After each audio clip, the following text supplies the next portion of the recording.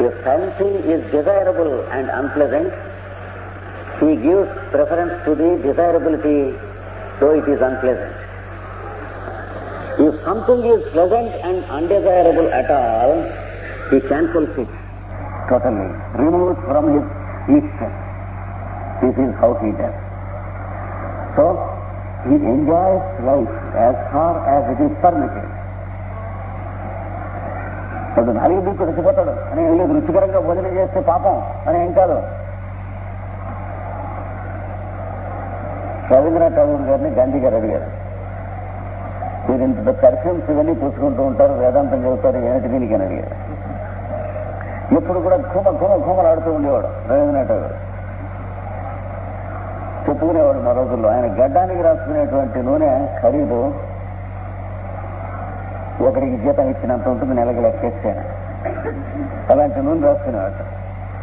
గాంధీ గారు అడిగారట, ఏమిటి దీన్ని వేదాంతం ఇది అని అడిగితే, వేదాంతంతో పాటు మనం పక్కవాడికి ఏమన్నా వేదాంతం నేర్పుతూ ఉండగా వాడికి మన దగ్గర మురికి వాసన కొట్టకుండా చూసుకుంటాం కూడా ఒక భాగం అని చెప్పాడు సమాధానం.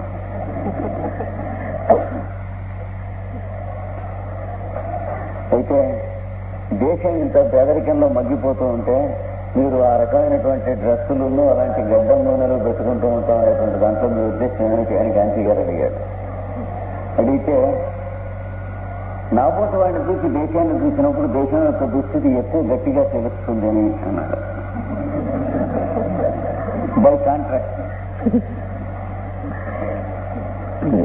కనుక శ్రేయోహి ధీరోపి ప్రేయసో వృణీతే, ధీరుడైనటువంటి వాడు ఎప్పుడు కూడాను ప్రేయస్సు కన్నా శ్రేయస్సుకు ప్రాధాన్యం ఇచ్చియే తీరుతాడు. ప్రేయో మందో యోగక్షేమాత్ వృణీతే. మందబుద్ధి ఏం చేస్తాడంటే అవతలి శ్రేయస్సు అని తెలిసి ఉండి కూడా ఇది ప్రేయస్సు ప్రియంగా ఉంటుందని చెప్పి ఇది చేస్తూ ఉంటాడు, అది మంచిదని తెలిసి ఇది చేస్తూ ఉంటాడు. క్రమంగా యోగము క్షేమము కూడా రెండు క్షీణించిపోతాయి, యోగక్షేమాలు రెండు క్షీణిస్తాయి అన్నాడు. The pool and the idiot, though he knows what is desirable, when it is inconvenient he conveniently selects what is this palatable and what is sweet, though undesirable.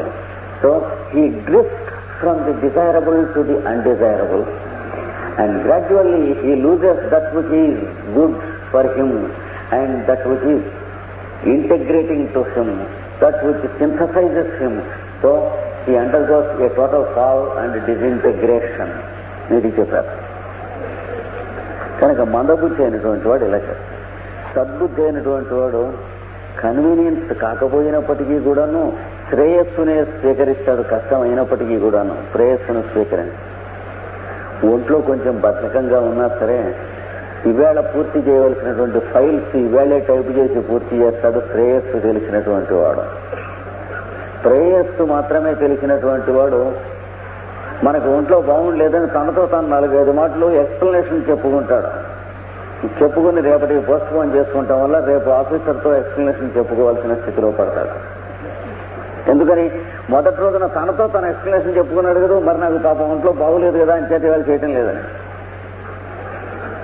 దెబ్బతినేస్తాడు. He is caught. The fellow who feels it inconvenient to do the desired thing, he feels that he is ill today or weak today, he is fatigued today, so he wants to postpone. He wants to sleep. From morning to evening he slept. Still in the evening he wants to sleep because it is very convenient. He applies casual leave, not only to the prayer but also to his office. Then tomorrow he is caught in the office.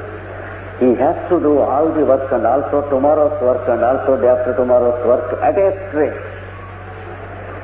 So is he happy? సుఖంగా ఉన్నదా చేస్తే అట్లా చేస్తే? మనకి ఏభిరాశికి పని ఎక్కువ, లోభికి ఖర్చు ఎక్కువ అని సామెత ఉంది. ఎడ్డమూడ కొడుకు పని టూ మచ్గా ఉంటుంది, వాడు చేయవలసింది కన్నా ఇంకా సర్దుకోవాల్సింది, అందుకు కానీ ఖర్చు చాలా ఎక్కువ ఉంటుంది వాడికి. అవి బద్దలు కొట్టుకుని ఇవి పాటు చేసుకుని అంటే కట్టవలసినటువంటి ఎలక్ట్రిసిటీ బిల్లుతో కూడా పాటు ఫైన్ కూడా రెగ్యులర్ గా కడుతూ ఉంటాడు.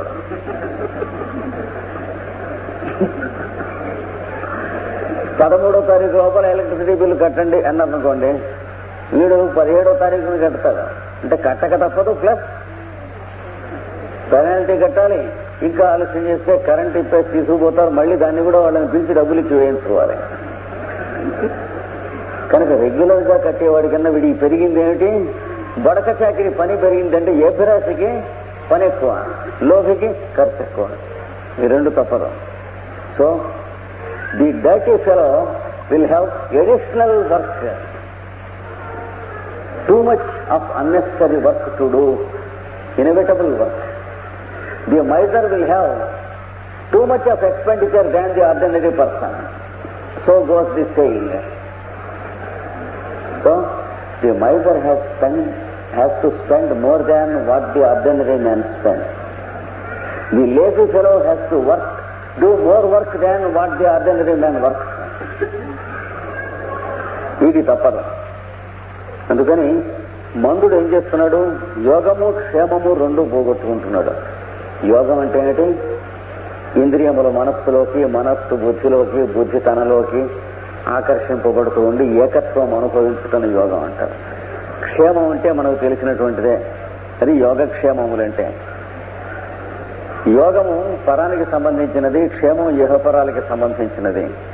ఈ రెండు కూడా చెడిపోతాయి వీడికి అన్నాడు.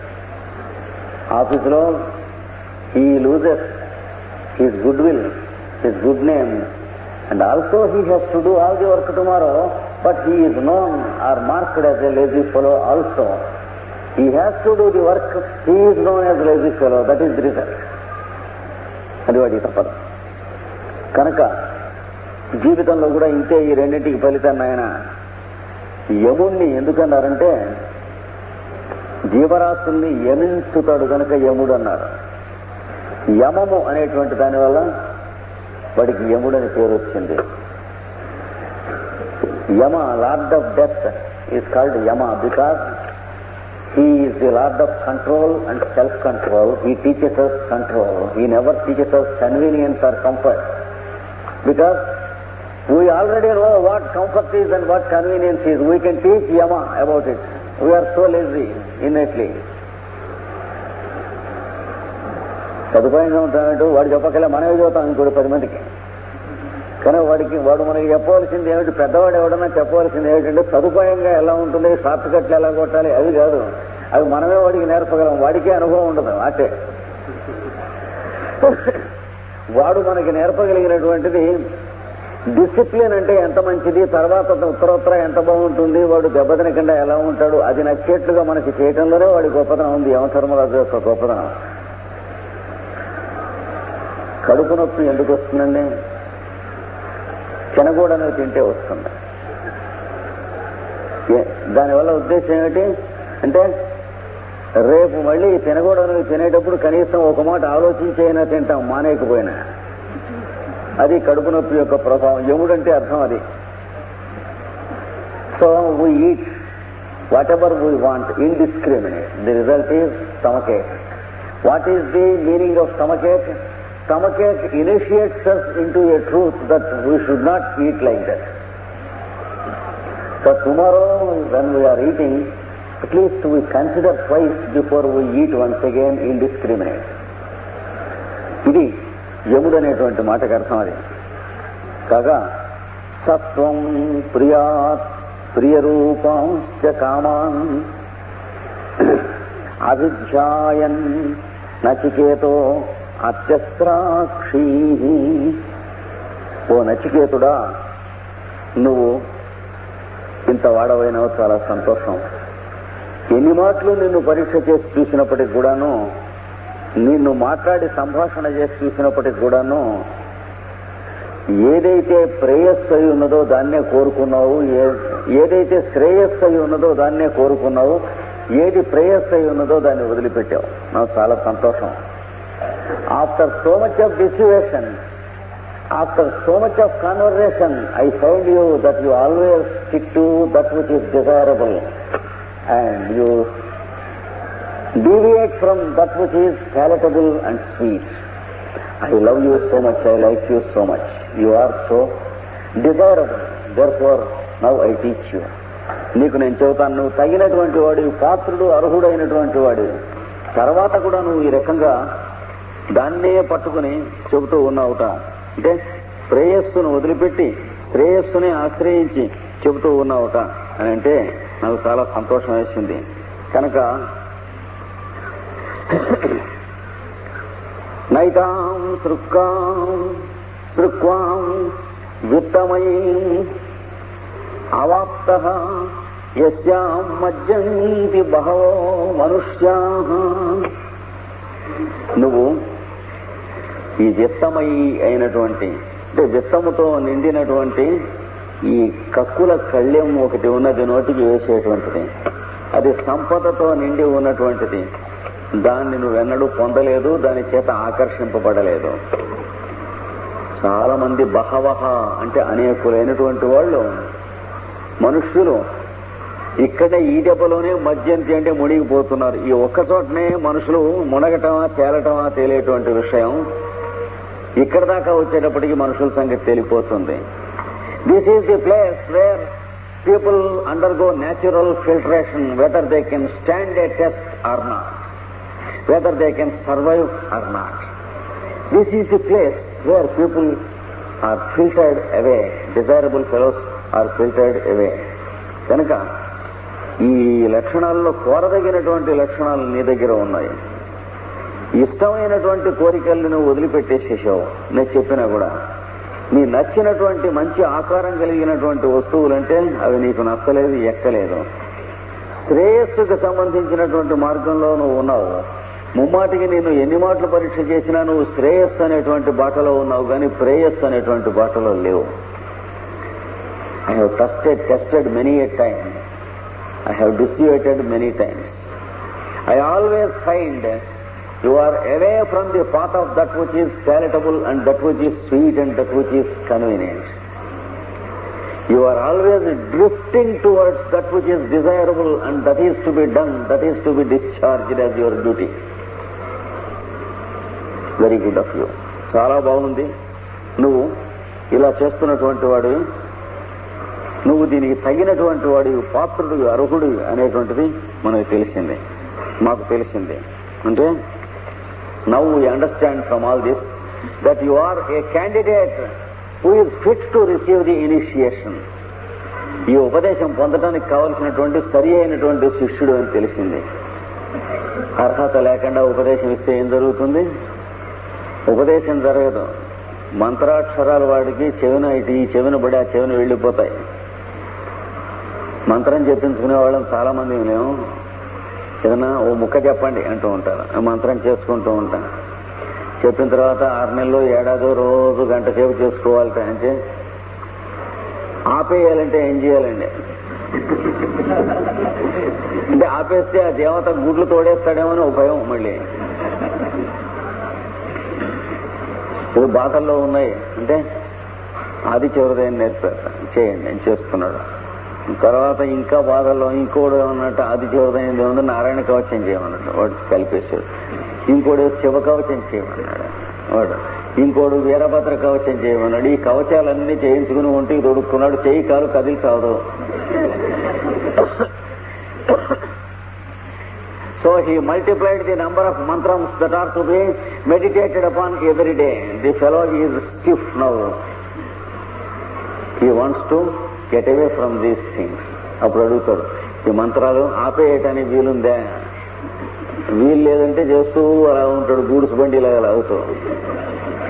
మంత్రంగా చేయడు కదా, ఏడుస్తూ చేస్తాడు. దాన్ని మంత్రం ఎందుకు అవుతుందో అప్పుడు చేస్తే అప్పుడు ఈడుస్తూ చేస్తాడు. అప్పుడు సదుపాయం అని చెప్పాడు. ఆయన ఏమీ లేదు, ఆవు చెవులో ఓ మాట చదివేసేస్తే వదిలేస్తున్నాడు. పోతే ఆవు పోతుంది అన్నాడు. So if we are meditating upon a mantram daily, can we stop it some day? A fellow asked a friend because he wanted to stop it conveniently. Then the friend said, no, your head will break into 1,000 pieces.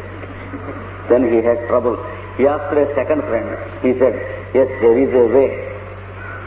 go to a cow, in the ear of a cow, you read this mantram loud and then you can stop it.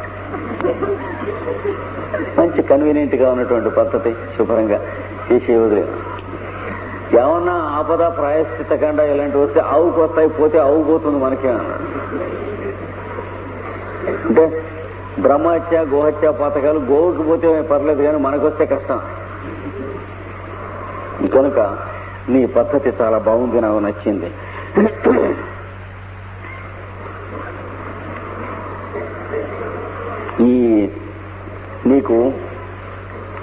ఇది నీకు ఒక కళ్యంగా అడ్డంగా తగలలేదు. అది చాలా అపురూపమైనటువంటి విషయం. ఏది సదుపాయంగా ఉంటుందో అది చేయటం అనేటువంటిది నోటికి కళ్ళెమేసి లాగినట్టుగా గుర్రానికి అలాగా నడిచి గుడ్డి గుర్రం వల్లే పెడుతూ ఉంటారు. గుర్రం వెళ్ళవలసిన వైపుకి వెళ్ళడానికి వీల్లేదు కదా, తోలేవాడు వెళ్ళవలసిన వైపుకి వెళ్ళాలి. అలాగా వీడి కోరిక అనేటువంటిది తోలేవాడుగాను, వీడు తోలు గుర్రంగాను ఉంటారు, నడిచి పెడుతూ ఉంటాడు. అంతే. అలాంటి గుర్రం నీకు కళ్ళెం నీకు పని చేయలేదు అబ్బాయి, నీ నోట్లో ఆ కళ్ళెం పడలేదు, చాలా సంతోషం అన్నాడు యముడు.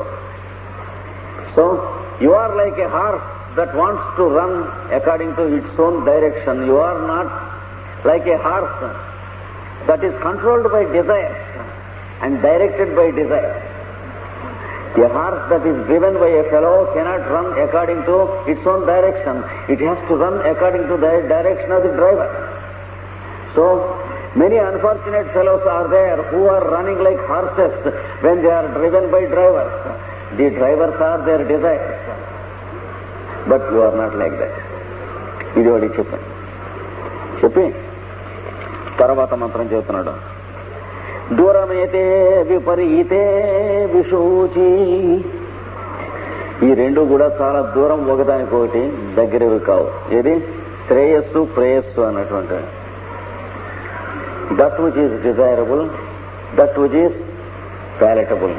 These two are away from one another. They never come to meet. They are like railway track, the two rails of the railway track. The distance is always maintained between them. They never meet. కనుక ఈ రెండు కూడాను కలుస్తాయని అనుకోకండి. శ్రేయస్సును ఆశ్రయించేటువంటి వాడు ఆ మార్గాన్నే వెళ్ళి బాగుపడతాడు. ప్రేయస్సునే ఆశ్రయించేటువంటి వాడు ఆ మార్గాన్ని వెళ్ళి దిగబడిపోతాడు. వాడు మళ్ళీ ఆ స్థితి వాడిని కలవడు వీడు. కనుక ఈ రెండును ఒకదాంతో పొత్తున్నటువంటి మార్గాలు కావునాయన శ్రేయస్సు ప్రేయస్సు అనేటువంటివి. These two parts, the one is far distant from the other. They never meet. They are like parallel lines. అయితే డైవర్జింగ్ లైన్స్ మాత్రం కావు. వెనక్కి వస్తే కన్వర్జ్ అవుతాయి డైవర్జింగ్ లైన్స్. ఇవి డైవర్జింగ్ లైన్స్ అని చెప్పలేదు. ఒకదానికి దూరం ఎప్పుడు అలాగే ఉంటుంది అన్నాడు. కలవు ఈ రెండును. అందుకని అవిద్యాయాచ విద్యేతి జ్ఞాత. ఈ రెండింటికి కారణాలు లోపల మనలో ఉన్నాయి. అవిద్య అని విద్య అని రెండు ఉన్నాయి. ఈ రెండు ఎన్నడూ కలవు. అవిద్య అంటే అజ్ఞానం, విద్య అంటే జ్ఞానం. ఏది జ్ఞానమో ఏది అజ్ఞానమో తెలియకపోవటమే అవిద్య. అదే పతంజలి యోగ సూత్రాల్లో అనాది అవిద్య అని చెప్పాడు. అనగా సృష్టి మొత్తంలో మనం వేరుగా ఉంటాం అనేది మొదలెట్టాం కనుక మనం అవిద్యలో ఉన్నాం. పరమాత్మ యొక్క స్థితి మనస్సులో స్థాపనం జరగటం లేదు. అందుకని విద్య అవిద్య అనేటువంటివి రెండు, ఈ రెండు ఏనాడు కలిసేటువంటివి కావు. Knowledge and ignorance, they are two parts, two things. They never meet. Knowledge is concealed in ignorance, but knowledge and ignorance can never meet. They are two different directions, paths. ఎలా ఉంటుంది? సర్వాంతర్యామైనటువంటి వెలుగుని ఆత్మని చూచేటువంటిది ఒకటి. సర్వాంతర్యామైనటువంటి వెలుగుతోనే ఆత్మతోనే చేయబడినటువంటి జీవరాశుల్ని వేరువేరుగా చూసి వాటిలతో తనతో వాళ్ళకున్న సంబంధాలని స్థాపించుకునేది ఒకటి. One who is having wisdom, he sees the one indweller in everyone who is called the Lord. One who is ignorant sees the many forms in the one, and he establishes his relationship with these many forms, which is not true. And then he goes into sorrow, misery, suspicion and all these things, because he has superimposed his own relationships upon others. ఇది అజ్ఞానానికి సంబంధించినటువంటిది, అవిద్యకు సంబంధించినటువంటిది. విద్య అవిద్య రెండు ఎప్పుడు కూడా ఉన్నది. కానీ అవిద్యని ధ్వంసం చేస్తే విద్య మిగులుతుందని అనుకోకూడదు. రైలు పట్టాలు రెండు అంటే ఒక పట్టా విరగ్గొట్టి రెండో పట్టా మీద రైలు ఎడుతుందని అనుకోకూడదు.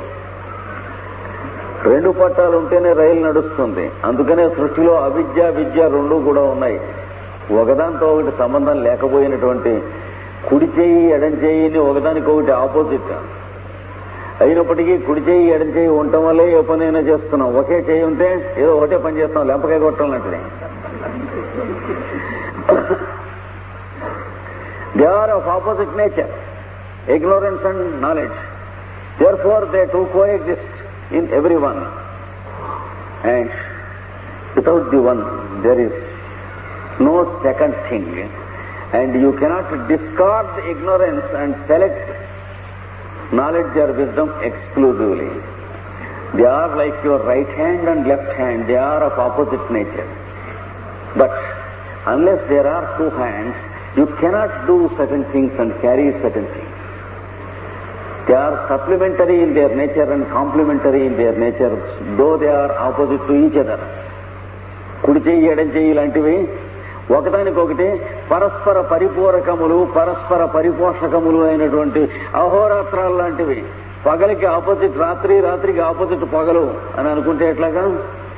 రాత్రి లేకపోతే పగలు లేదు, పగలు లేకపోతే రాత్రి లేదు, మొత్తం అంతా ఒకటేగా ఉంటుంది. వెలుగు లేదు, చీకటి లేదు, అయోమయంగా ఉంటుంది.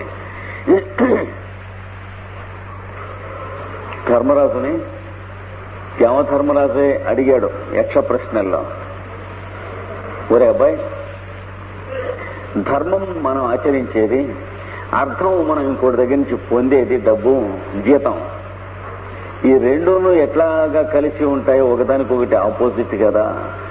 ఇంకోటి కోసం మనం చేసేది ధర్మం, ఇంకోటి దగ్గర నుంచి మనం ఎక్స్పెక్ట్ చేసేది అర్థం. ఈ రెండు ఒకదానితో ఒకటి పొత్తు కుదిరేటట్లుగా జీవించమని నువ్వు చెబుతున్నావు, ఎలా కుదురుతుందిరా నాయన అని అడిగాడు. Our duty is different from the remuneration we get. Duty is what we do to other. Duty, our remuneration and our comfort. Our remuneration is of an opposite nature to our duty. Our comfort is of an opposite nature to our duty. మన ధర్మానికి వ్యతిరేక లక్షణం కలిగినది అర్థం, మన ధర్మానికి వ్యతిరేక లక్షణం కలిగినది కామం. ఇవి కలిసి ఉండి త్రివర్గం ఉండాలి. ధర్మార్థ కామాలు ధర్మార్థ కామాలని ఊరికే సతాయిస్తామేమిటి దీని సంగతి అన్నాడు. ధర్మరాజు ఏం చెప్పాడు తెలుసుకున్నా సమాధానం? Now the answer is like this. మగవాడికి ఆపోజిట్ నేచర్లోనే కదా ఆడదే ఉన్నది. వీళ్ళిద్దరికీ దాంపత్యం కుదురుతుందా లేకపోతే ఇంకెలా కుదురుతుంది? నేను తలకాయలా ఉంది, నువ్వు వచ్చిన వస్తున్నాడు. సంతానం కలగాలన్నా సంసారం నడవాలన్నా మరి ఇద్దరును ఆపోజిట్ నేచర్లో ఉన్నారు. వీళ్ళకి సంసారం ఎట్లా కదులుతుంది కలుస్తుంది అని నువ్వు అడిగితే ఎట్లా ఉందో ఇప్పుడు నువ్వు వేసిన ప్రశ్న కూడా అంత కామన్ సెన్స్ తగలడుతుంది. He said, male is opposite to female in nature. Female is opposite to male in nature. But to become a couple, it is possible only between a male and a female. Similarly, it is possible to make livelihood and to make compatible what we do, our duty towards others, and what we get, our remuneration from others. These two things we can combine and make a living. This is what the son answered. యక్ష ప్రశ్నలో ధర్మరాజు చెప్పినటువంటి సమాధానం అన్నమాట. పరస్పర విరుద్ధ లక్షణములు కలిగినటువంటివి ఏవైతే ఉన్నాయో అవే దాంపత్యం వహించుట చేతనే ఈ సృష్టి నడుస్తున్నట్లుగా పరస్పర విరుద్ధ లక్షణములే సమన్వయం చేయబడినప్పుడు పరమధర్మంలో ఉద్భవించి మన జీవితాన్ని నడుపుతూ ఉన్నాయి. అని ధర్మరాజు చెప్పాడు. మనం వాటిని నడుపుకుంటంలో ఉంది కానీ ఇంకొక పద్ధతులు వాటిలలో లేదు అన్నాడు. గులాబీ పువ్వులకు ముళ్ళుంటాయి కదా అని అడిగితే ఏం లాభం అన్నాడు. ముళ్ళున్నా గులాబీ రేఖలు ఉన్నాయి కదా, చూసుకో జాగ్రత్తగా, ముళ్ళు గుచ్చుకోకుండా గులాబీ పువ్వులు వాడుకో, have common sense. One fellow says the roses have thorns or spikes, why should we desire them? Another fellow says even though there are thorns there are roses, therefore be careful with the thorns and enjoy the roses. That is how we have to approach the law. ఇది తెలియాలి మనకి.